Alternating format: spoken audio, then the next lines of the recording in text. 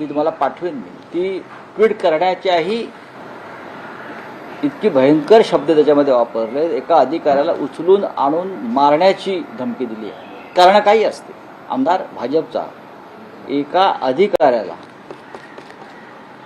राजेश पवार त्यांचं नाव आहे मला वाटतं, आली आहे ती.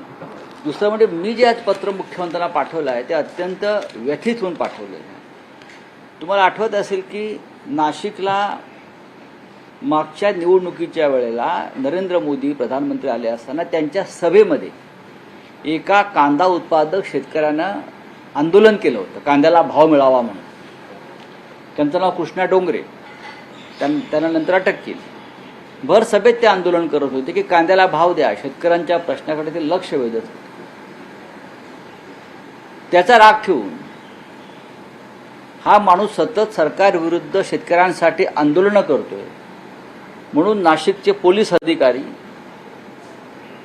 नेहमीचेच मंत्री, खोटे कामं करणारे यांनी एकत्र येऊन कृष्णा डोंगरे यांच्यावरती बलात्काराचा खोटा गुन्हा दाखल केला त्यांना रोखण्यासाठी. बलात्काराचा.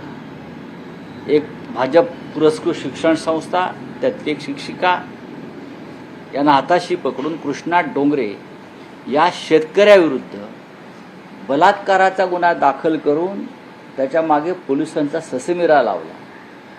त्याला गावातून पळवून लावलं. त्याच्यावरती अटकेची टांगती तलवार ठेवली.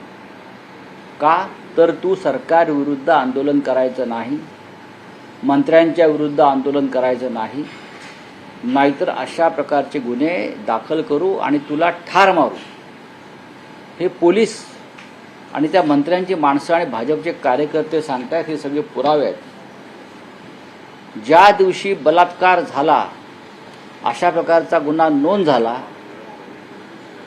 कोर्टात सिद्ध झाला आहे म्हणून मी हे सांगतोय, त्या दिवशी कृष्णा डोंगरे त्या भागातच नव्हते, ते सप्तशृंगी गडावर देवदर्शनामध्ये होते. हे CCTV फुटेजवरून स्पष्ट दिसतं. बलात्काराचा गुन्हा झाला त्या दिवशी, त्या घटनेच्या वेळी, त्या क्षणी कृष्णा डोंगरे हे सप्तशृंगी गडावर वणीला होते आणि कुटुंबासह धार्मिक कार्यामध्ये होते. हे वणीच्या डोंगरावरच्या CCTV फुटेजवरून दिसल्यावरती कोर्टानं या प्रकरणात हस्तक्षेप केलेला आहे आणि पोलिसांना बेसमरी करावी लागली. यातून मला इतकंच सांगायचं आहे की तुम्ही जनसुरक्षा कायदा, अर्बन नक्षलवाद, अमुक आणि तमुक याच्या वल्गना आणि गर्जना करताय. ह्या अशा पोलीस अधिकाऱ्यांना, अशा मंत्र्यांना आणि अशा राजकीय कार्यकर्त्यांना भाजपच्या तुम्ही कोणता कायदा लावणार आहात? हे आजचं नाही आहे. नाशिकच्या पोलीस आयुक्तांनी शिवसेनेचे कार्यकर्ते फोडण्यासाठी अशाच प्रकारे खोटे गुन्हे दाखल केले. मग ते सुधाकर बडगुजर असतील, सुनील बागोल असतील, मामा राजवाडे असतील, अन्य लोक असतील. आता काय झालं त्या सगळ्या गुन्ह्याचं? भारतीय जनता पक्षाची सुपारी घेऊन हे पोलीस अधिकारी काम करतात. सुनील बागुल आणि मामा राजवाडे यांना परागंदा व्हावं लागलं खोटे गुन्हे दाखल केल्यावर. आणि आज ते नाशिकमध्येच आहेत. आता हात लावलेला नाही. भाजप प्रवेशाच्या उंबरठ्यावरती आल्यावर त्यांना हात लागला नाही. म्हणजेच सरकार आणि पोलीस हे अर्बन नक्षलवाद्यांसारखंच वागते, दहशत निर्माण करते. ही अत्यंत गंभीर गोष्ट आहे कृष्णा डोंगरेची. हा विषय विधिमंडळात उचलला जाईल. आता बोला. तुम्ही आता नाशिकचा उल्लेख केला तर सुनील बाबुल यांच्या विरुद्ध असलेली तक्रार मागे घेण्यासंदर्भात काही कार्यवाही सुरू आहे. नक्कीच. त्यानंतर त्यांचा भाजप प्रवेश. मी शेवटी काय सांगतोय तुम्हाला, कृष्णा डोंगरे सारख्या शेतकऱ्याला ठार मारण्याच्या धमक्या दिल्या जात आहेत. तो ऐकला नाही तेव्हा त्याच्यावर बलात्काराचा गुन्हा दाखल केला की आमच्या विरुद्ध आंदोलन करू नको, आमच्या विरुद्ध बोलू नको. नाशिकमध्ये आमचे प्रमुख पदाधिकाऱ्यांवरती खोटे गुन्हे, मकोका त्यांच्या कुटुंबावर, त्यानंतर समाज माध्यमांवरती आमची बदनामी करतो म्हणून जाब विचारायला गेले, त्या संदर्भात अटेम्प्ट टू मर्डर, अमुक तमुक असे गुन्हे दाखल करता. आणि भाजपमध्ये येण्याचा त्यांनी मार्ग स्वीकारल्यावर हे सगळे गुन्हे पोलीस थांबवतात, मागे घेतले जातात. लाज वाटली पाहिजे अशा पोलिसांना खाकी वर्दी घालून मिरवण्याची. मग ते IPS असतील किंवा महाराष्ट्र पोलीस सेवेचे अधिकारी असतील. हा निर्लज्जपणा आहे. तुम्ही खाकी वर्दीला शरम आणताय, लाज आणताय.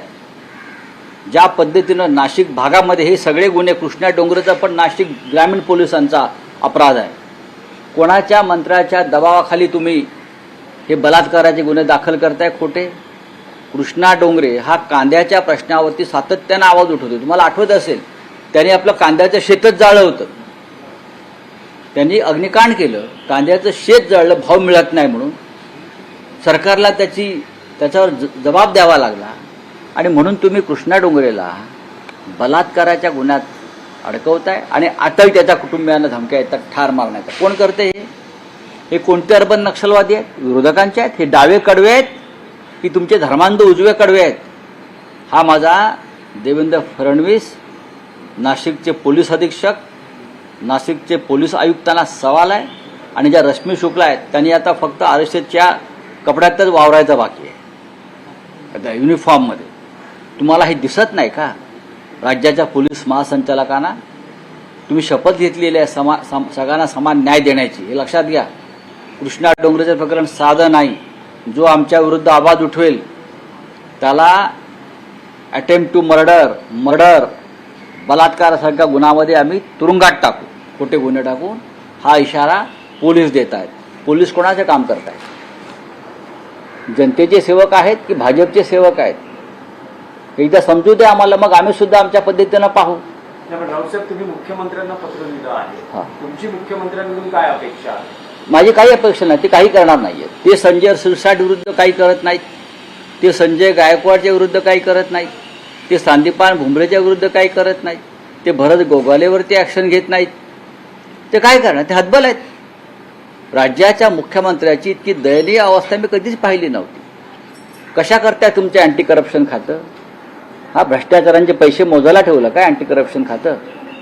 लाचलुचपत प्रतिबंधक खातं जे राज्याचं आहे त्याला एक महासंचालक आहे. महासंचालक दर्जाचे अधिकारी त्याचे प्रमुख आहेत. गृह खातं देवेंद्र फडणवीस यांच्याकडे आहे. काय करतात का तुम्ही? काय चाललंय काय तुमचं? हा, त्यांच्याकडनं काय अपेक्षा करायची? दयनीय आणि हतबल अवस्थेत ते आहेत. फक्त विरोधकांचे आमदार फोडण्यासाठी पोलिसांचा वापर करायचा, या पलीकडे पोलिसांना काम राहिलेलं नाही. राऊतसाहेब, विषय आहे ठाकरे बंधू एकत्रीकरणाचा. काल मनसे पदाधिकाऱ्यांच्या शिबिरामध्ये पत्रकारांशी अनौपचारिक गप्पांमध्ये राज ठाकरे यांनी असं म्हटलंय की विजयी मेळावा हा फक्त मराठी पुरताच होता, त्याचा राजकारणाशी संबंध नाही. आणि नोव्हेंबर डिसेंबर दरम्यान चित्र पाहूनच, म्हणजे निवडणुका जेव्हा घोषित होतील किंवा त्या तसं जेव्हा वातावरण असेल ते चित्र पाहूनच युती बाबतीतला अंतिम निर्णय जो काय आहे तो घेतला जाईल. तुमचं अपेक्षा काय? मी का उत्तर द्यायला पाहिजे? मला सांगा, मी तसं उत्तर देतो. नाही, तुम्ही सतत त्यांच्याकडे राजकीय युती, मराठी अस्मितेसंदर्भात तुमचा मेळावा झाला, पण सतत तुम्ही राजकीय युती संदर्भातही बोलता आहात, प्रस्ताव पाठवता किंवा तशी मागणी अपेक्षा व्यक्त करता. बघा, त्यांनी म्हटलं की घाई नाहीये. ते बरोबर बोलत आहेत. राज ठाकरे यांचं काय चुकलं आहे? मनसे प्रमुख राज ठाकरे हे नाशिकला किंवा इगतपुरीला त्यांच्या पक्षाचं 3 दिवसाचं शिबिर आहे. तुम्ही जे वक्तव्य करताय ते त्यांनी पत्रकार परिषद घेऊन किंवा कॅमेऱ्यासमोर केलंय का? अनौपचारिकपणे ते बोलले असं तुम्ही सांगताय, बरोबर आहे ना? पण ते बोलले पत्रकारांशी, मला माहीत नाही. अनौपचारिकपणे आम्ही सुद्धा बोलतो अनेक गोष्टी. औपचारिकपणे जे काय बोलायचं आहे ते आम्ही लवकरच बोलू. आता उगाचच हवेत तीर मारण्यात अर्थ नाही. आम्ही आशावादी आहोत. दोन्ही पक्षाचे कार्यकर्ते आशावादी आहेत. महाराष्ट्राच्या हिताचं जे करायचं आहे त्या संदर्भात माननीय उद्धव ठाकरे, राज ठाकरे एकत्र बसून निर्णय घेतील ना, मला माहिती आहे. तुम्ही उगाचच त्याच्यामध्ये पाऊस पडत नसताना गळगडाट करू नका.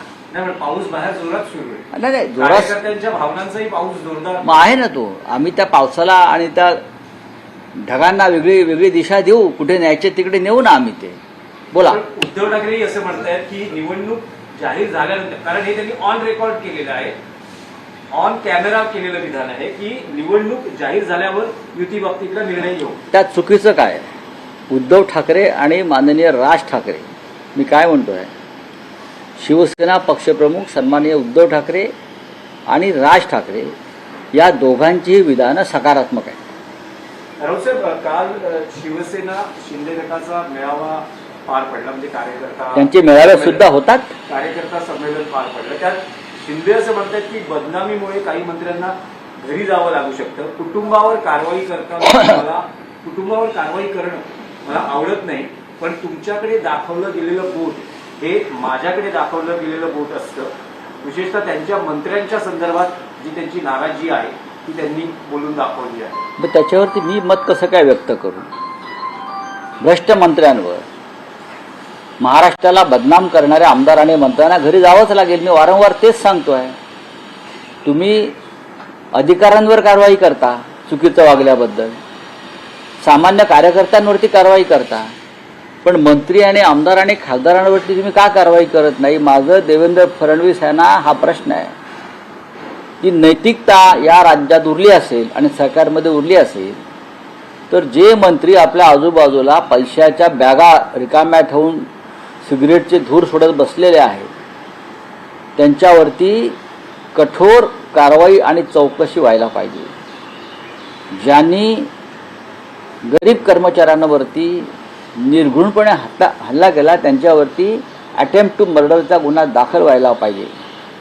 ज्यांच्या ड्रायव्हरच्या नावावरती 150 एकर जमीन कशी आली हे कोणाला सांगता येत नाही, अशा शिंदे गटाच्या नेत्यांवर कारवाई व्हायला पाहिजे. 150 एकर जमीन कोट्यवधी रुपयाची ड्रायव्हरच्या नावावर, असं ड्रायव्हर होण्याचं भाग्य सगळ्या महाराष्ट्राला लाभो या राज्यामध्ये. बरं, एक दिवस शिंदे सुद्धा म्हणतील की भुमरे मला तुझा ड्रायव्हर कर. हो हो म्हणतील ते, किंवा अमित शहाकडे जाऊन सांगतील मला तुमचा ड्रायव्हर करा. कारण अमित शहाच्या ड्रायव्हरकडे किमान मग 15,000 कोटी असतील. जर भुमरेच्या ड्रायव्हरकडे 150 कोटीची संपत्ती आहे तर अमित शहाच्या ड्रायव्हरकडे 15,000 कोटीची असेल. मग शिंदे म्हणतील मी ड्रायव्हरच होतो. सध्या ते ड्रायव्हरच आहेत. हां बोला. संजय शिरसाट कोकण मंडळाच्या लॉटरी आहेत जाहीर झालेल्या नाही तुमचा पॉलिटिकल प्रश्न. 9.5 लाख रुपये आमदारांना घर मिळतं. आमदारांना घराची गरज आहे का? त्याच्यावरती मी आता मत व्यक्त करणं योग्य नाही. हा प्रश्न विधानसभेत चर्चेला गेला पाहिजे. संजय शिरसाट यांचं एक नवं प्रकरण सामाजिक कार्यकर्त्या अंजली दमानी यांनी काल बाहेर आणलं किंवा उघडकीस आणलं आहे, ज्यात हजारो कोटीचा घोटाळा आम्ही आज छापलंय प्रकरण ते. आहे. अंजली दमनिया यांनी वाल्मिकी करारचं प्रकरण ज्या पद्धतीनं लावून धरलं तसं हे सुद्धा लावून धरावं. आम्ही सगळे त्यांच्याबरोबर आहोत. आम्ही विधानमंडळामध्ये अनिल परब असतील, अंबादास दानवे असतील, बरं का, त्यांनी हा विषय लावूनच धरलेला आहे. आम्ही बाहेर लावून धरलेला आहे भ्रष्ट मंत्र्यांना. आणि मला मुख्य म्हणजे मला राळेगण सिद्धीला जाऊन अण्णा हजारेंना उठवायचं आहे. महाराष्ट्रात जी का आबादी चाललेली आहे त्याच्यामुळे अण्णा सुखात झोपले असतील तर त्यांना सांगायचं अण्णा तसं नाही आहे, चित्र वेगळं आहे महाराष्ट्रात आणि देशात. तुम्हाला आता उठलं पाहिजे, डोळे उघडले पाहिजे, एक दीर्घ श्वास घेतला पाहिजे आणि काय करता येईल एकत्र बसून तो निर्णय घेतला पाहिजे. मी अण्णांना जाऊन उठवणार आहे. माझ्यावरती जनतेने ही जबाबदारी टाकली की अण्णांना जाऊन उठवा. सर, मीरा भाईंदरमध्ये सोन्याच्या दरात कचऱ्याच्या डब्याची किंमत ठरली आहे. येत्या महिन्यात उद्धव ठाकरे हे नाशिक दौरा करणार आहेत का? कारण एकूण नाशिक मधली जी पक्षाची परिस्थिती बघितली, अनेक महत्वाचे पदाधिकारी सोडून गेलेत. काही महिन्यांपूर्वीच तुमचं एक शिबिर पार पडलं होतं, त्यानंतर तुमचे प्रमुख पदाधिकारी भाजपमध्ये गेले. ते पाहता पडझड रोखण्यासाठी नाशिकमध्ये नाही बघा, अनेक ठिकाणी पोलिसांचा दबाव आणून पदाधिकारी फोडले, अनेक ठिकाणी होत आहे. ही तात्पुरतं आहे, ही टेम्पररी फेज आहे. आम्ही विचलित होत नाही. त्याच्यामुळे नवीन कार्यकर्ते निर्माण होत आहेत, नवीन कार्यकर्ते कामाला लागत आहेत. माननीय उद्धव ठाकरे साहेबांनी संपूर्ण महाराष्ट्राचाच दौरा करावा अशी आमची अपेक्षा आणि भूमिका आहे आणि त्या संदर्भात आम्ही त्यांच्याशी चर्चा केलेली आहे आणि महाराष्ट्र त्यांची वाट पाहतो आहे. पण पाऊस आहे, शेतकरी शेतावर आहेत, अशा अनेक समस्या असल्यामुळे आम्ही साधारण थोडा पाऊस कमी झाल्यावर माननीय शिवसेना पक्षप्रमुखांना महाराष्ट्रात त्यांनी एक दौरा करावा अशी विनंती करणार आहोत. उद्धव ठाकरे एक मत व्यक्त केलंय की मवियापेक्षा इंडिया आघाडीची बैठक होणं गरजेचं आहे, कारण बिहार निवडणूक आहे, स्थानिक स्वराज्य संस्थांच्या निवडणूक हा माननीय अनेक दिवसात इंडिया आघाडीची बैठक पार पडली नाही. उद्धव ठाकरे साहेबांचं हे म्हणणं 100% सत्य आहे. त्यांनी पक्षात सुद्धा आमच्याकडे चर्चा केली. आता आम्ही जेव्हा परवापासून दिल्लीत जाऊ पार्लमेंटच्या कामासाठी, तेव्हा आम्ही प्रमुख नेत्यांशी, राहुल गांधी असतील, मल्लिकार्जुन खरगे असतील, त्यांच्याशी या विषयावर आम्ही चर्चा करणार आहोत. ठीक है, बोलिए. सर, मोदी के सभा में जिस कृष्णा डोंगरे ने प्रोटेस्ट किया था, उसको लेकर आपने ट्वीट किया, क्या है पूरा मामला सर? देखिए, नरेंद्र मोदी जी नासिक में आए थे चुनाव प्रचार के लिए, तो वहाँ का एक किसान है जिसका नाम है कृष्णा डोंगरे. उसने प्याज को उचित दाम नहीं मिल रहा है और किसान बहुत संकट में है, इसलिए भर सभा में आंदोलन किया.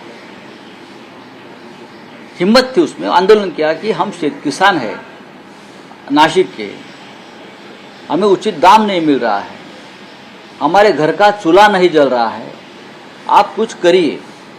तो पुलिस ने उनको अरेस्ट किया, उसके ऊपर बहुत से मुकदमे डाले, फिर भी वो पीछे नहीं हटा, बार बार आंदोलन करता रहा 6 महीने के अंतर में.